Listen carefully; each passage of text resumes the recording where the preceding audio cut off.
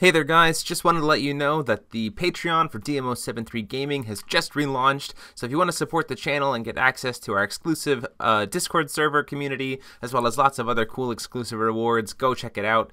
There's a link on the screen right now, that's patreon.com/DM073. And with that out of the way, enjoy the video.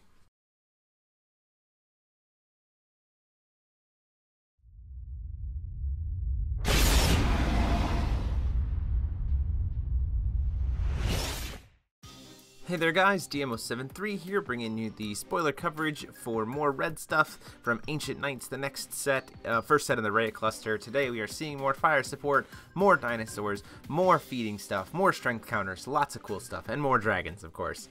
So let's just go ahead and dig right in. So we have the Beast Den on Mount Hole, 2-drop edition, Dragonoids you control gain +2/+2, and you can pay 2 red and banish this card to search your deck for a Dragonoid, reveal it and put it into your hand, and then shuffle your deck. I really like this card because red is losing a lot of its draw power and consistency from Guinevere and Rookegg after Alice Cluster rotates out here shortly. So having the ability to go search for the Dragonoid you need while also getting the benefit of a field pump, so you have a field pump until you need to search and then suddenly it's a lot better. And it's a pretty decent cost. I really like this card a lot for red so far. Plus, dinosaurs are always cool. Next up we have Food Supply, 1-drop red, quick cast, just says put 5 strength counters on your J-Ruler, draw a card. I really like the fact that this is instant speed. This allows you to really goof around with Kirik's tap effect to like reload. So like you can put this effect on the chase and then chase that with Kirik's ability to go to like 10 and then get the 5 more to go to 15. And it also replaces itself, which again, red is losing a lot of its draw power and consistency elements. So again, I think that cards that allow to cantrip and draw extra cards is really, really nice. Next up we have High Speed, which is again a 1-drop, but it is a battle art, and it has Remnant, so that's important. And it says target Resonator gains +2/+2 and Swiftness. The reason why I think I'm okay with this card primarily is because of Severing Wind, so you can't like play a card and then play this without being kind of at risk. But I still think this card is crazy for having Remnant. Being able to give something Swiftness from the grave is also really nice. Also really good that it's not instant speed. I think that would be crazy. But Awakening, remove 4 strength counters, and it also becomes a burn spell for 4 damage to your opponent. And the fact that it uses those strength counters for its Awakening I think is really, really cool and makes good use of Kirik's abilities.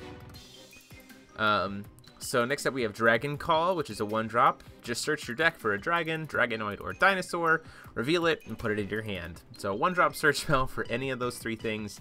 Again, consistency is definitely going to be something that red is going to be needing to replace the beautiful draw power that was Rookegg plus Guinevere. So this is really cool support. Next up we have Environmental Researcher Fabre, 5-drop 4/4. Really bad stat line. When it enters your field, put a 10/10 Fire Dragon Resonator with flying into the field. So for 5, you get a 4/4 and a 10/10. This card seems really, really mediocre in my opinion. I definitely would want to see kind of what else comes out of it.